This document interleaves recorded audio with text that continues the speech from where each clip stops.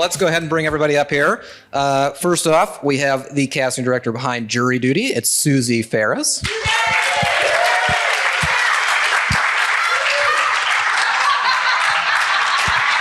Oh, shit. Oh, this will be a good one. This is going to be a good panel. You did a great job. Just to make him feel better. New favorite, Susie Farris. And original favorite, Sherry Thomas, behind The Righteous Gemstones, among many, many other fantastic shows. Oh, these steps, they're just death traps. And then last but certainly not least, behind Suits, as well as many, many other fantastic programs, we have Bonnie Zane. Careful. Careful. Sorry, guys. All right. You guys, you're so nice. You're just making me feel so comfortable. Obviously, we'll get those looked at later. Okay. We're here to talk about casting ensembles. So we're talking about bigger casts, lots of people, a lot of series regulars, as opposed to something that's like star-focused or star-driven. So to start off with, obviously, most shows involve quite a bit of casting. You have to see a lot of different people. But when you know it's going to be an ensemble project, does that change the initial approach to it at all? Like when you know you're going to be seeing a bunch of different series regulars, you have to get this core group exactly right, or at least particular. Does that change how you start your process? Look, I don't think the process changes. I think the only thing that when you have a large cast like that, your producers tend to want to cast everybody all at the same time, you know? And so when you are doing a more star-focused show and then supporting around that, you know, you tend to kind of start at the top of the triangle and work your way out and down of the pyramid.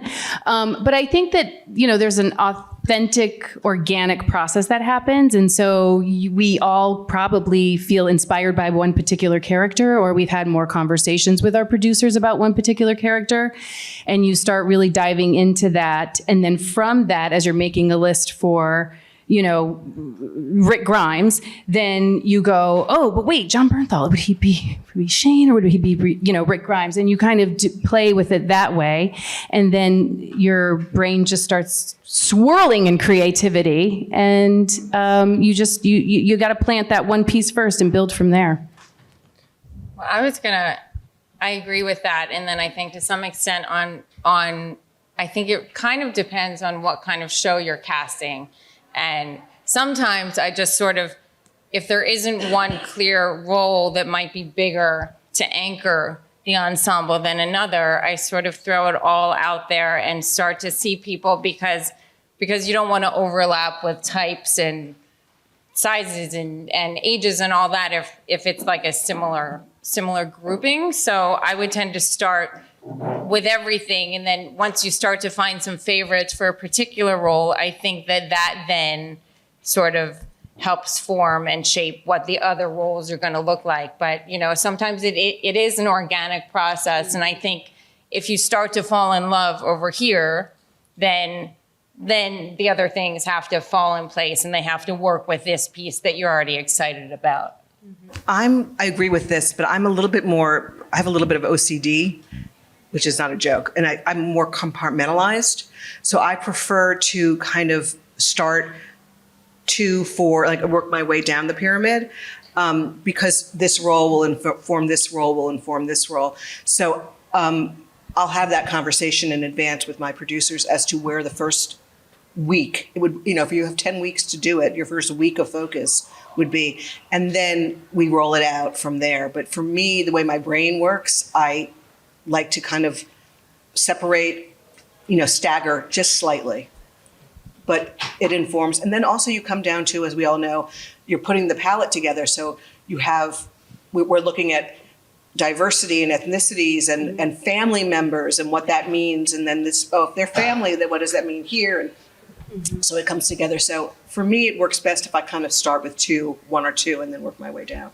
Just really quickly, are you excited about doing an ensemble? Like, as opposed, like, is that something that's like, you know, this is I think they've all become ensembles of late. I mean, I really feel like the casts have just expanded and, you know, what could appear in episode 1 or 2 to be, you know, a smaller supporting role of 3 lines or 4 lines. There's an idea in somebody's head that in episode 9, they're going to be very, very significant. So I think, the way that television and limited series are being written, you just never know what's going to happen.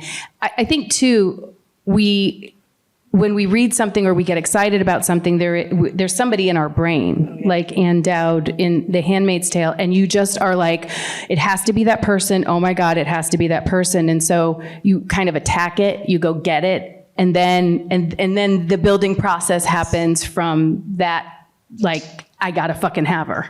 I always What a have great someone- example. Yeah, I always have, when I first read it, I have my game I play. Like I who's going to get it right when I read the script, and to see how many times I'm right. Yeah. Do you keep a batting average? Like, do you have something like in your back of your head where you're like, you know what? I'm 70, 80% right here. Depends. It depends. I have my one. I was determined on a couple of people that I was determined to get them roles, and because I knew they were so right, and I just had to overcome the hurdle of, the producer had to see it, and then, but yeah, there's certain people you can't. Like, I love watching a show. I love watching like their shows, and there is no one else that could play that part. That's my favorite thing when I watch something. Like, I can't imagine anyone else playing it. Well, you mentioned like having to convince, or at least, have those conversations with different people as you're going through this. So when you're casting an ensemble during those initial weeks, like when you're making those first hires, second hires, third hires, who are you talking to? Like, how many people are involved in that process? And, who do you need on your side first and foremost to be like, okay, this is where we're going to go next. Like, this is how we take the next step. Well, I'll say the first people, your creative partners are your producers and directors and showrunners. Those are the first people. So you're either convincing them or educating them, or we've all come to the process with the same ideas in mind. Once we get there, then it's the studio, and we deal with the casting executives at the studio. The casting execs are dealing with their development execs at the studio. Then they're running it up the flagpole there. And once you get past that, then it goes through the same process at the network. So Then it goes to BA and everything slows down.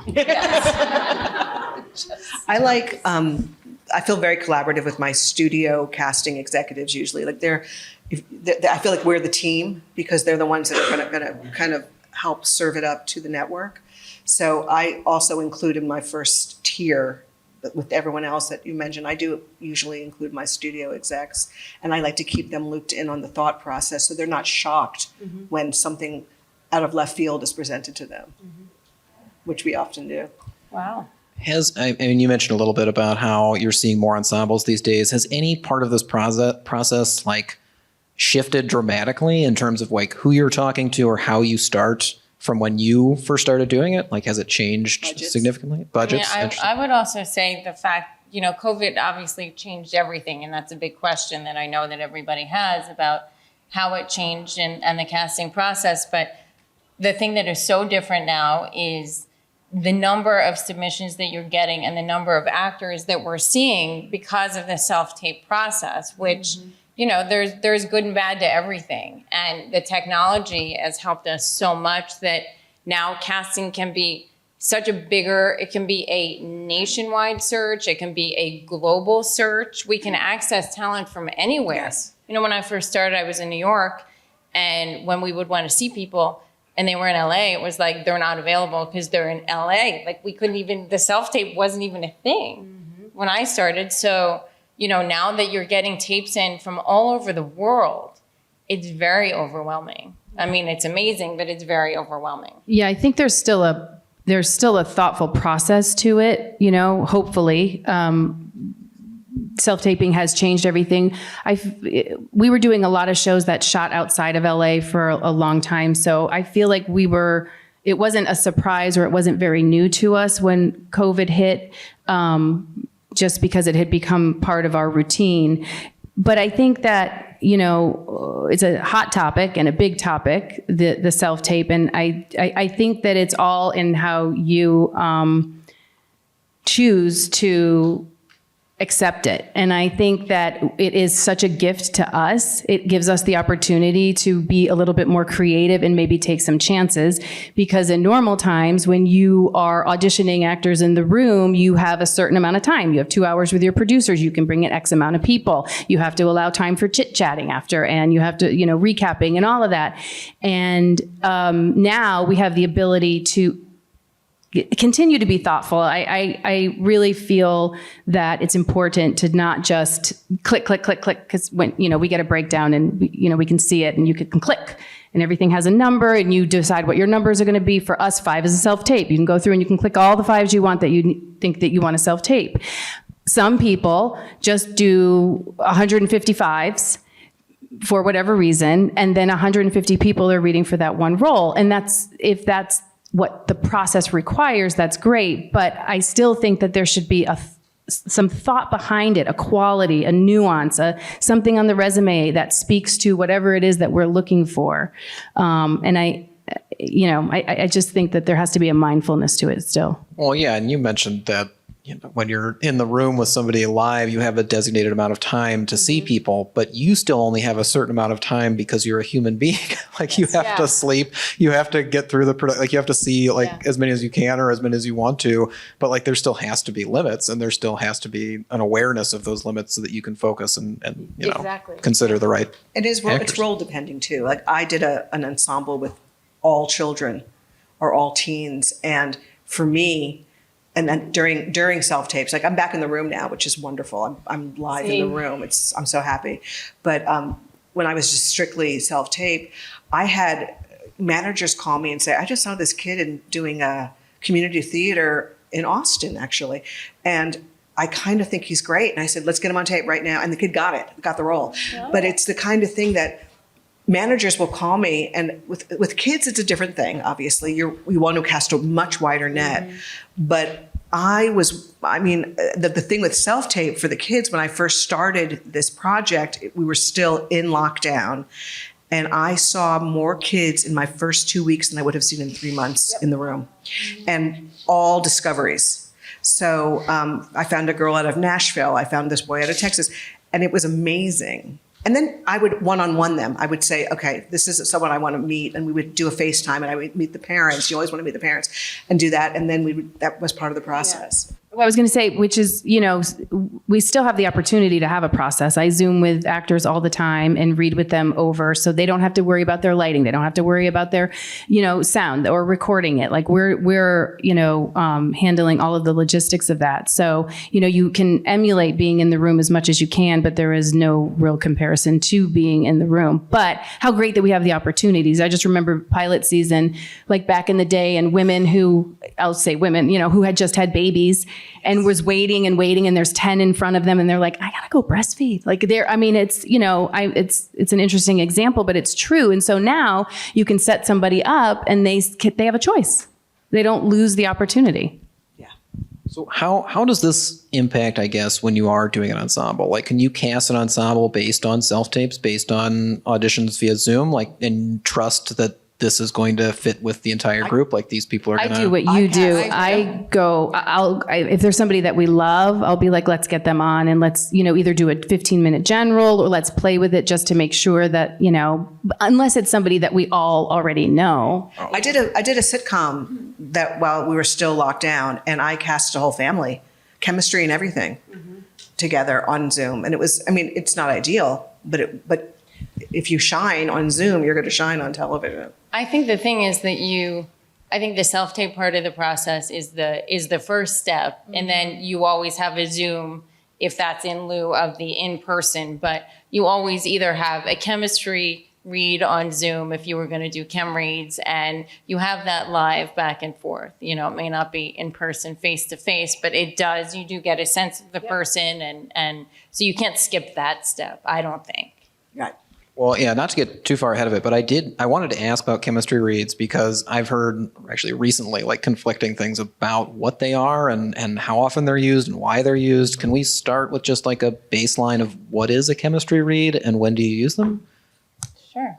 A chemistry read, I would say a chemistry read is between two people who are supposed to have chemistry on screen. So whether it's a husband and wife or a romance, or whether it's a family and there's, a certain dramatic necessary relationship between the two. Anyone that would probably just need to have, obviously, that chemistry with each other, and then you have them read together. So, in the old days, it was they would come into a room, they would actually read the scene together.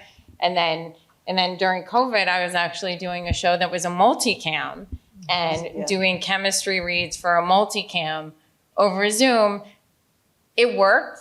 It was better than nothing. We all did it, I'm sure, and we all got through it, and people got cast, and it worked. But, the idea of doing it over Zoom for a comedy where you're talking over people with comedy and comedic timing, it's very difficult, but it still worked. And you get a sense of whether or not people have chemistry together. And it is amazing to see, you're the person who you love the most, or, the top contenders for each character don't always necessarily end up being the top contenders because they didn't work super well together. And that's always really surprising to me. Because you can't teach chemistry. It's like when you meet somebody, you either really, really love them, or you're like, ugh, I don't want to be around that person like ever again. And it comes across. Yeah. Yeah. Do you like me? Can you tell? Okay. We were just in the, Thank you. I feel better now. Thank you.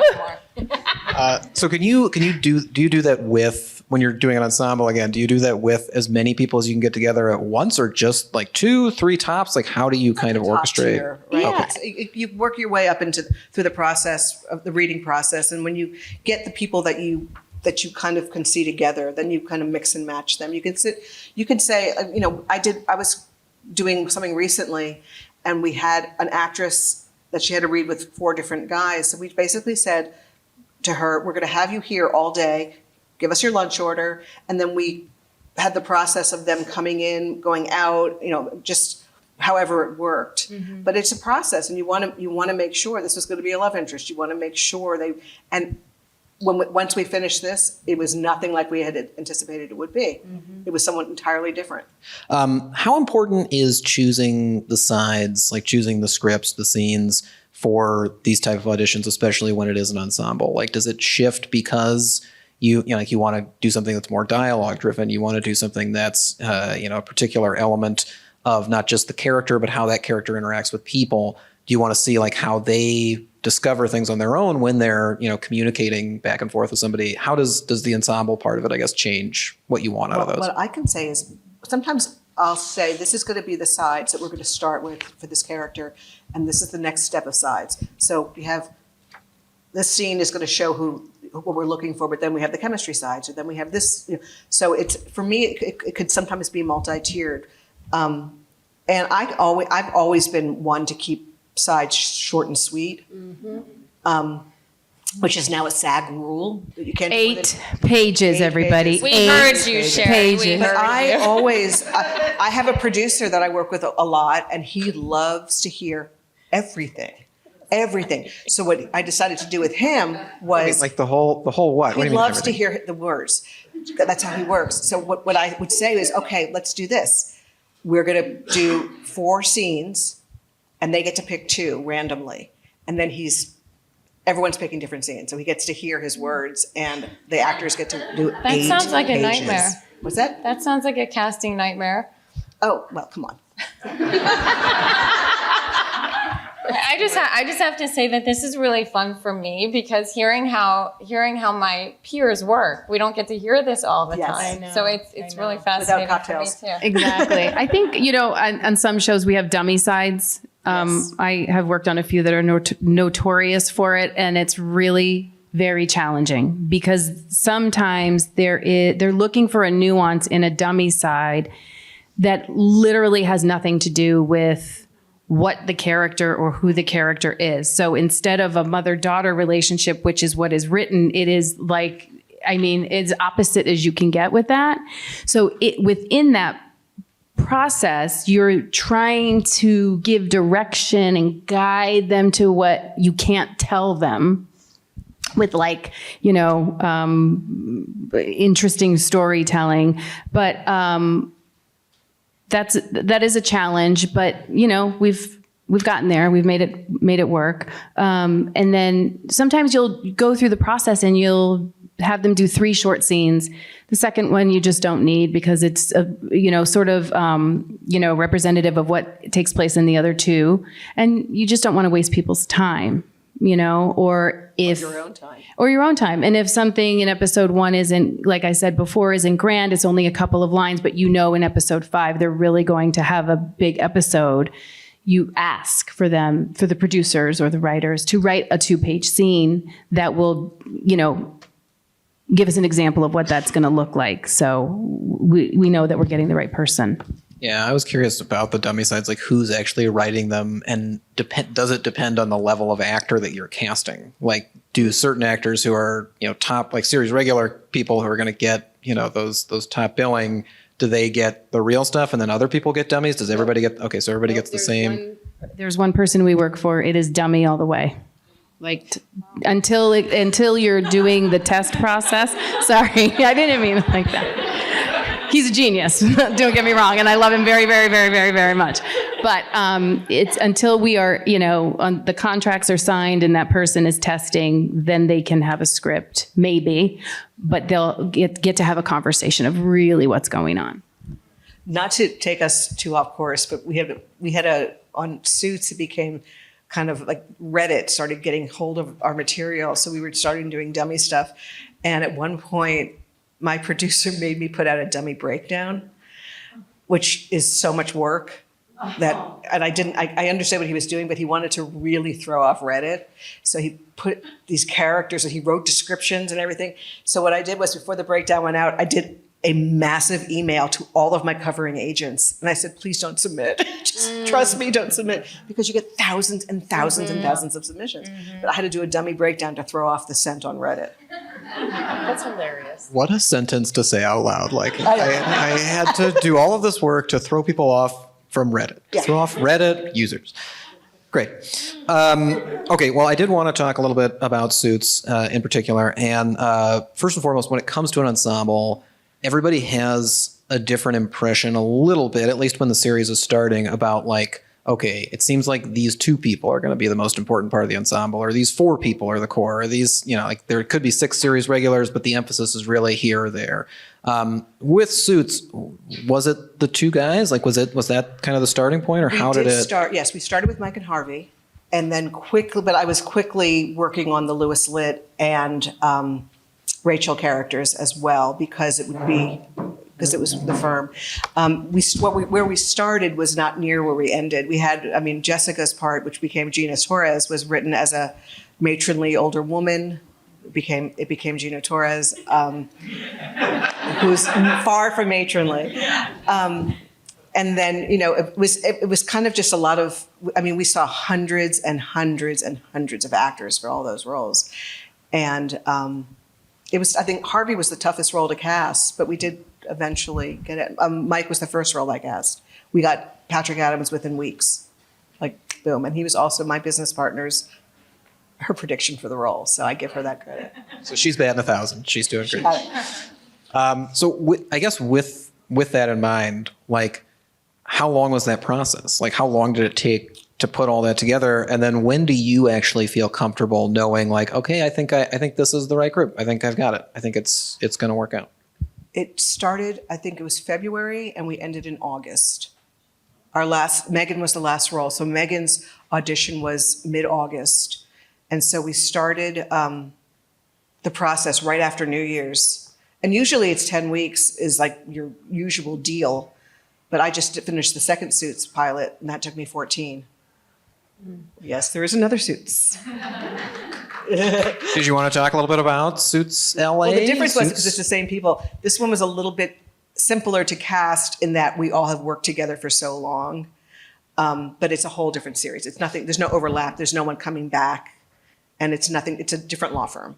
But it was interesting to do, because my showrunner has a kind of photographic memory, and he remembers every audition. So he'll say to me, oh, they read for that role, or they read for that role. And even I, who have a really keen memory to who I've read, was not remembering auditions. He's remembered people's, and he goes, oh, and then your wife read for this role. And I'm going, how does he remember that? It was 2010. And he's telling me, so yeah, so it it was an interesting way to do it, but it was bigger cast this time. And we also kind of knew going in which direction we were going to. It wasn't as broad as the original. Was this something where you did use dummy sides, though? Are you being protective of the script? Or did you get to use the real? Sides. No dummy side. No dummy sides, no. All right. Sherry, I wanted to ask about The Righteous Gemstones. I'm a huge fan of that show, and I absolutely love the cast. I think it's very popular here. How does having somebody like Danny McBride at the center of it change casting the ensemble? Because like he's not just the actor being cast, he's also a creative behind the scenes, steering everything. Well, it was really hard when because I worked with him on Vice Principals. That was my first project with him, and being him in auditions, doing Danny McBride, reading with actors was really intimidating. But yeah, it was fun times. I think the thing, when you have somebody who is so innate in their comedy, he is a funny person who, highly intelligent, very thoughtful, but he's really fucking funny. And so when you have somebody like that, you want to ground them. So you want to have a really great actress around them who is good with comedy, because there has to be a balance. It kind of goes hand in hand with chemistry as well, but there has to be a balance so that they're going to bring out each other's strengths, which for him is comedy. But with Cassidy Freeman, who, nobody knew she was funny. And she's very funny. And we knew that because we had saw her on Vice Principals, but there was an availability issue and we couldn't have her. And it all works out the way it's supposed to. Always remember that. So the first person I thought of when I read Righteous Gemstones, I was like, oh, I'm going to get Cassidy Freeman in this one. Yep, I'm going to make it happen. And it was magic. It was really great. And then John Goodman was a huge get for us and like a dream. You have your wish list of people that you always want to put in your projects, and he was one of them. Walton Goggins was Walton Goggins, coming in and doing what he does. But Skylar was a beautiful balance because he's quite dry. And the character was not written that way. It's sort of like he kind of came in and he did his own thing with it. We all knew he was funny, and he's got really great drama chops as well. So it's, when you're dealing with comedy at that level, you have to be able to balance them with really great actors who are funny. So really quick with the Skylar part of it, was it the fact that he was funny that made you trust the rest of it? Like to be able to shape the character and change the character? Like, is that a conversation you're having with Danny to be like, listen, we know he's good at this part of it. Yeah. We can adjust because it's worth it. Mm-hmm. Yeah. And he and I, we have those conversations often. We're in the season right now and casting the new season. And it's the same conversations that we're having about these very, because he writes very large characters. So you have to be able to have people that can ground those characters in a believability that isn't a caricature. Sorry, I'm just thinking of Walton Goggins with his big plume behind him singing. But you also mentioned with John Goodman, he's obviously a huge get. He is somebody that you're just like, I'm so excited to have him as part of this. Yeah. But because, at least in my mind, typically, he would be the top of the call sheet. He would be like the guy you start with. But because Danny McBride is the guy you start with because he's a creative, do you make John Goodman audition? Do you make him No. That was a no. I don't know these things. No.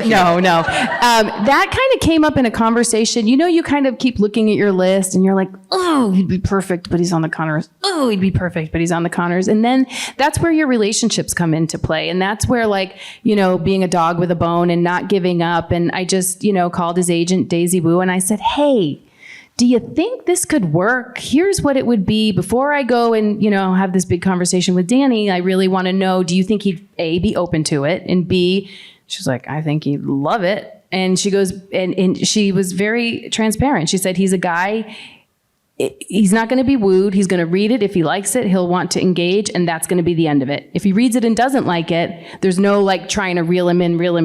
I said, okay, I got it. Great. So, that process started, and I teared when she called and she was like, he loves it. He wants to talk to Danny. And I was like, oh my God, okay. Okay, this is really exciting. I have a lot of those. Like, we all get very emotional. This is like, it's a very, very emotional thing that we do, and we see it. And then it's almost like people are believing in what we're seeing. They're believing in our contribution to it, I do think the hardest thing for me would be getting fixated on somebody who you're like, this is perfect, and then having to leave them behind, like having to go a different direction, because personally, that's just difficult for me to do. It's like, if I know the right thing, then why aren't we doing the right thing? But that's part of the job. Okay, welcome Susie, to casting. Thank you. Susie, I wanted to ask a little bit about jury duty, because it is different than like a lot of comedies out there. What do you look for in that casting process that is irregular from other comedy casting process? Like, you're surrounding someone who isn't an actor, who doesn't know that there's a performance going on, with performers. So those performers, is it like a naturalness? Is it improv skills? Is it everything? Like, what is that process? What are you looking for? That process, first of all, was unlike anything that I had ever done. And when it was pitched to me, it was very hard for me to actually even wrap my mind around what I was supposed to be doing. So the thing that I just kind of grabbed onto was funny people who feel like regular people, who obviously have very good improv skills and are unrecognizable. So for me, and jury duty was also super different, because everything else that we're talking about up here, we start with a script. The writers have very clear ideas of who their characters are. Then we bring to the table our passion and our creativity. For that, they had the story sort of mapped out in their heads, but it wasn't on paper. And so basically it was a blank canvas, and it was me showing them people who then they could write characters around. So it was me calling in, and this is like in the best way, but like all of like my favorite weirdos in the world. But like that's the kind of person I like to cast. I like to cast real people. Like, beautiful, glossy people aren't that interesting to me. I want to find real people with real flaws and real issues, and look like real people. So those weirdos, though, what are you giving them to base it off of? Like, you don't have sides, or you don't have like what is it? I'll call them character actors now. I don't want to offend anyone, but I do love, like, idiosyncratic. Weirdos is a compliment. It is Austin, right? People like that's how you stand up. Who wants to be normal? My sister is also a casting director, and we were having lunch at her house, and she's like, I'm so stuck on this role, and we were talking about it, and I said, have you seen Jury Duty? And she goes, oh no, it's we have to watch it. I said, watch it right now. And I said, you have your guy. And who'd you cast? Weird backpack guy. Who's the weird backpack guy? I don't know. The weird guy, the conspiracy theory guy. Oh, Todd. Yeah. I said to her, you have to, and she texted me like 3 hours later. She was like, holy shit. Yeah. He's amazing. She couldn't believe it. She's like, oh, that's perfect. I said, thanks, Susie. He's perfect. Okay, He's sorry. so weird. What was your question? Oh, no, just what do you give them? Like, how do you winnow it down? So the audition for that, we gave them 2 prompts, which, talking about dummy sides, we did not give them the actual story of the show, but we did say the breakdown went out as female juror, male juror, and each one had 2 prompts to give us, like, you're a juror who's been sequestered and the hotel is nicer than your apartment. Go for a minute. And the second one was you came to LA to be an actor, but like it didn't work out, or go. Yeah. That's and fantastic. So we started saying that everybody should do 2 minutes of each prompt. And then it was like, you know what, like after like the first week, it was like, okay, no more than 60 seconds per prompt. And, that was like the biggest number of submissions that I had ever gotten because it was this is- literally female and male. Self-tape 18 or? plus. Self-tape, it was during COVID. Okay. Yeah. And it was self-tape, but I have to say for that medium, there's no other way that you can do it. I'm not improvising with the actor, and they need to come up with a character. It really, I think, is the only way, if there were ever to be another sort of improvisational show, you couldn't do it any other way. Yeah, it's a case-by-case basis for sure. I agree with you. Yeah. I like your work. Thank you. work. You too. All right, we're going to do a few quick hitter questions with everybody on the panel, and then we're going to go to the audience. So if you guys have questions, get them ready. I'll be calling it out, and we'll bring microphones over so you can talk into it and we can get it recorded. But first and foremost, for everybody on the panel, can you tell if someone is funny from a single audition? Yes. Single word? Single word? Yes. Look at Yes, so you can tell. talented. Yes. You guys, you're pros. You can do this. Is it harder to cast a show, though, where the actors have to bring their own humor to it? They have to kind of lend the show their comedic talents, as opposed to a show where the script has the comedy either built into the dialogue or the situations? Like, does that make it a little more difficult? I can say that an interesting thing about that is many years ago, I worked on the Larry Sanders Show. And what... Please, yeah, round of applause, please. That was a great show. And what would happen was the quirks of the actual actors were just incorporated into their characters. The writers were just on it. And that's the thing I see with comedy, if you have the right writing staff, they're going to obviously write to the strengths of the actor. But with that show, like Janine Garofalo started eating this weird breakfast every morning, and then so did Paula. Or I walked into my producer's office, and Gary was there with him, and we were hiring an actor, and I said, I can't believe you're making me do this. And I was like giving him the story about how crazy this man is. And then they had Paula, Janine's character, who was the talent booker, have the exact same conversation in the script. So it was pretty funny. Fantastic. I think it depends. I mean, on Barry, for example, people would tend to, we don't have to do that every time. It's not a comedy. Maybe not the last season. Definitely not the last. Yeah, but I mean, I think that there were but I think that's speaking to, the point that Bill wanted to find the funny within his writing and, within his darkness. And he did, Gemstones is different in that it's really there on the page. Danny is writing comedy, and then that person is, the vessel to make it come to life and make it pop while keeping it grounded, and with all the qualities and the tone.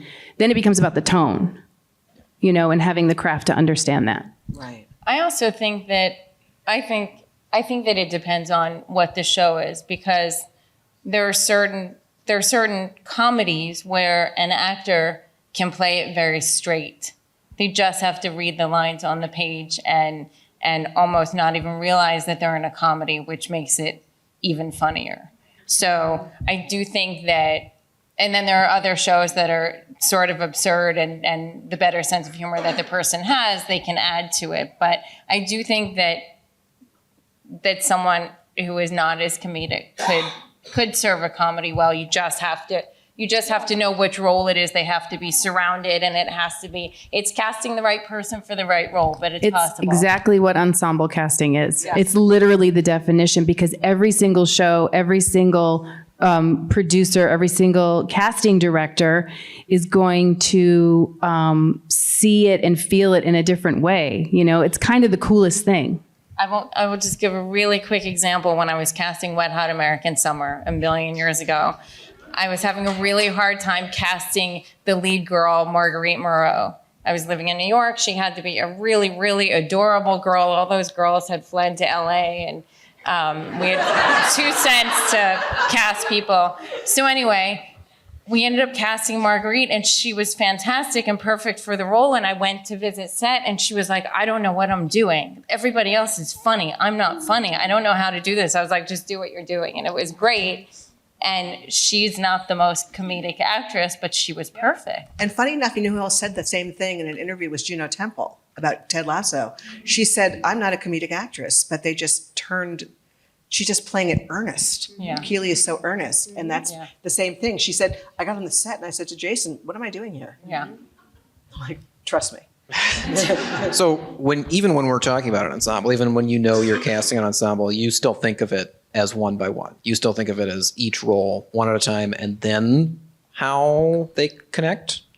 It's all happening in your brain at the same time. You can't, I don't even know if you can divine it in that way. It's just if you've cast one person, then everybody else starts to play off of that one person, and you really start just kind of seeing it and hearing it. Organically. Yeah. It's a canvas, I think. And the color over here then goes nicely with this color over here. And then that sort of informs where you go for the whole painting. Yeah. And then the writers just latch on to that. Like with Suits, when we upped Amanda Schull from guest star to a series regular, it was because we were just watching this chemistry between her and Rick Hoffman. They were like Hot Lips and Frank from MASH. And that was not planned. It was just that, she's kind of this officious, very officious character, and she brought her own to it. But when you put the two of them together, suddenly they started seeing this, and they're like, lightning, that's Hot Lips and Frank. Mm-hmm. So it was just this great thing that just happened because that's the path it took. I have no idea how you keep all of this in your head, like all at once, and even from one project to the next. But that's what we had for lunch yesterday. We can't tell you. No one can answer that question. Okay, last thing before we go to the audience. I just always like to give you guys the opportunity to talk about something, anything that you feel is misunderstood about your profession, that you feel is something that either people assume you do, that you don't do, or that you don't do it, but people think you are in charge of it. Anything where, even if it's just something you wish actors knew coming into the room, like that you have to tell them time and time again, or that you can't tell them, but you wish they were aware of. I just wanted to give that kind of platform because we've got an audience, they want to hear you. And I think it's good to get that out. I will start. I won't repeat myself. And I think there's a misconception about what casting directors do, and we are the biggest supporters and champions of actors. Actors are our partners, and we root for you every time you come in the room. And truly, all I want is for you to solve my problem, because each role is my problem. And if I can check that one off, great, I found the person, then I can move on and finish my job. So we are not the gatekeepers trying to keep you down or keep you away. We just we really support you and we fight for you more than you know. And and don't shake my hand if we ever get the opportunity to meet. Thanks. No hugging. That's what people should know. Excellent answer. Here we go. Yeah. Kind of in the same vein, the final word is not ours in television, and we can be your champion all the way, but sometimes it's out of our hands, it's out of your hands, and it's a lot of times I'm giving feedback to an agent it is absolutely nothing they did wrong. They did everything right in their audition. They should walk away from that knowing there's nothing else they could have done, but the role has to be this way. And for whatever reason, if it's, there's so many different reasons, and that's a voice above ours. So agreeing totally what Susie says, that we're a team and we're going to get you the best performance. And then it's kind of like vaya con Dios, we just have to hope for the best. We can fight for you, but we don't have the final word. I mean, at least I'll speak for myself. I don't have the final word. Sherry does. Sherry, anything? I think to be a casting director, you have to have all of those qualities within yourself. And we really, really love actors. And it isn't just we love actors. We really love actors. We wouldn't be doing this. It's not easy. And I think that's a huge misconception. All we do is read actors all day long, and it's so fun. And it is. But we're running a business. We're handling and managing a lot of money for studios. We are trying to service somebody's vision and somebody's voice and bring our own artistic, creative ideas to the table.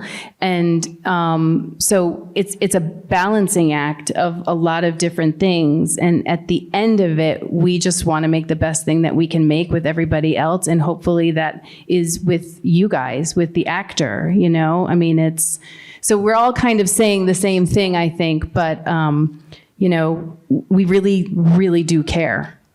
No, that's beautifully put, everyone. And I do think it's important to remind people that, like, you're rooting for these actors. Like, you want them to succeed and you want it to fit, and obviously for it to work. So let's go to the audience. I'm sure you guys have questions. We've got eager person in back right, stage right, whatever that is over here. They're going to bring you a mic. Hi, I'm Kimberly Ehrlich. I'm actually an associate casting director. And that's my question is, if you could talk about how did you get to be casting directors? Specifically, I don't know if you were associates before, but at what point do you declare yourself a casting director? You know, like, what was the process for you? Thank you. I started as an intern back in the day when free work was allowed, and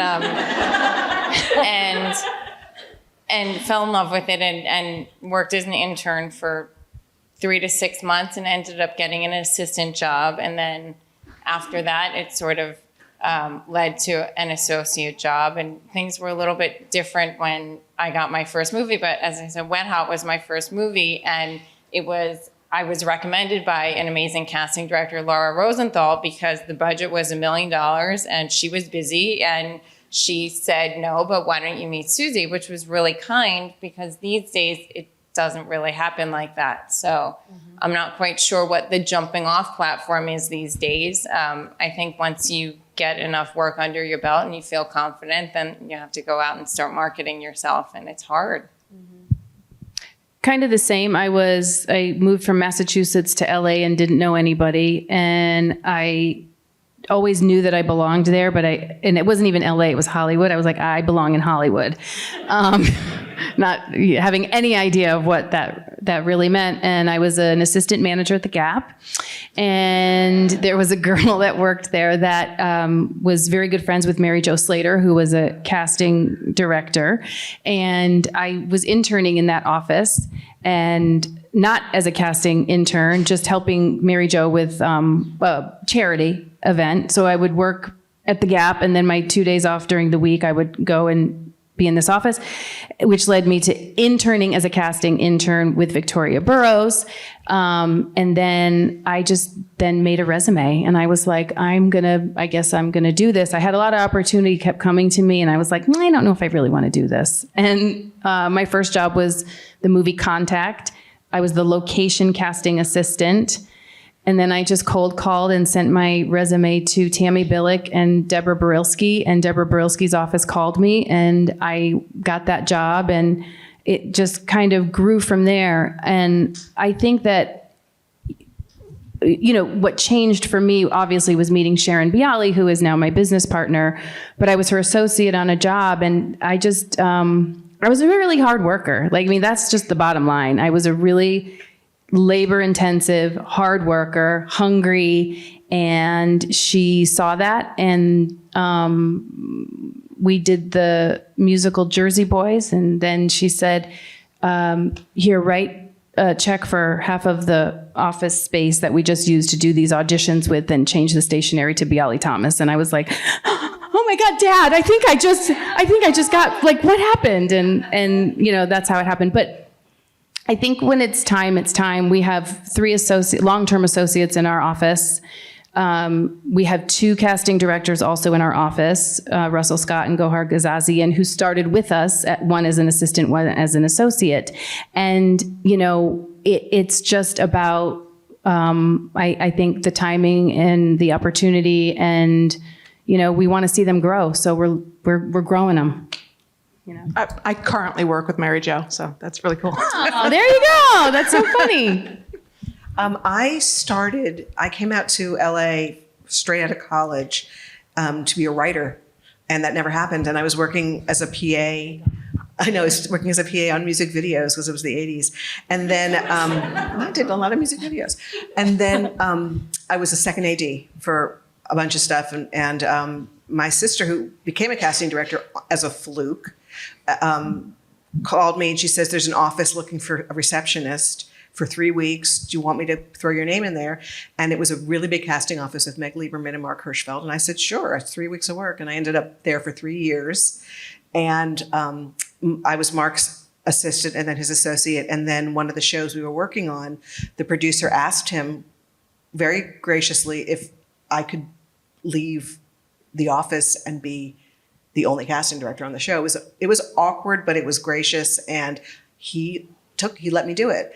And then a week later, he recommended me for a show, and so I had Mad About You, like my first, I had News Radio and Mad About You, and that's how I started on my own.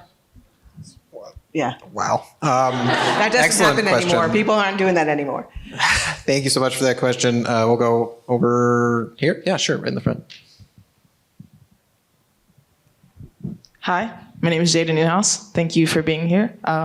I fly off Tuesday to LA to be a casting intern, so very nice to hear your journey with Amber Horn and Danielle Ofiro. So I'm very excited. My question is more of a general casting question on your perspective of how you're viewed and if you feel as celebrated within your role as directors and producers and other just above the line positions. Do you feel like people, I know you said there are misconceptions, but do you feel like generally people understand how hard you work? Like, do you feel as celebrated within the industry and outside of the industry as well? Obviously they just added a category for casting within, like long time coming, but how do you feel? Look, there's a saying, I think, in our community, first on, first forgotten, meaning we're the first one to come onto the project, but we're the first one forgotten about. And I think that, you can let your psyche get into that. And sometimes there are certain things that happened, or you hear a story recounted of how an actor got a job, and you're like, that is not at all how it happened. And that's frustrating. But I think, we work in a kind of egocentric business, and you have to be able to what would that one sentence do for me? I know I did the job. I know my contribution to that job. So what would it do for me? Feed my ego, right? Unless somebody's truly taking credit for your work in a way that is, I try to just kind of stay out of that. We're constantly fighting for things for the greater good of our community. Trade announcements, right? I've started now, when I hear a trade announcement is going out on a new show I'm doing, I email my producers and I say, hey, this show did this for me. This movie did this for me. I would love it if at the end you could just say casting being handled by, Sherry Thomas and Russell Scott, Bialy Thomas and Associates. And you know what they said? Yeah. Why wouldn't we do that? And I said, well, nobody's ever done it because nobody asks. So we have to ask for everything. So, I don't know. I will say that it's a really, really long conversation. It's a long conversation. It's also, I think, and I think they might agree, casting is everyone on a crew's favorite second job. Everyone thinks they can do it. And that is so true. Hilarious. I'll tell a very quick story that I was working on a TV show, and this writer, one of the writers came in, he goes, I saw a comedian last night and I told her to come in and audition for you today. And I said, okay, what's her name? And he tells me, I said, okay, she's a friend of mine and she can't act. So now you've made this doubly awkward. She's a great stand-up, but now you're putting her in a room with me and it's gonna be rejection. So it was very awkward. So I decided, I walked into the writer's room on the sitcom and I sat down and I said, I have some pitches. And there was silence. They all looked at me and I said, weird, right? And I walked out. That is badass. But I will say to what you were saying, my favorite casting story for me personally was what happened on a show I cast called Sports Night. And it was casting Peter Krause. And I was driving home one morning very early and I was listening to NPR, and he was being interviewed by Susan Stamberg about 6 Feet Under. And she pivoted and said, talk about your audition for Sports Night. And he told the exact story as it was. Mm-hmm. And he said, my friend Bonnie Zane, and the funny thing was I had just gotten my first Emmy nomination, and no one called me to congratulate me, but everyone I knew called me about the NPR interview.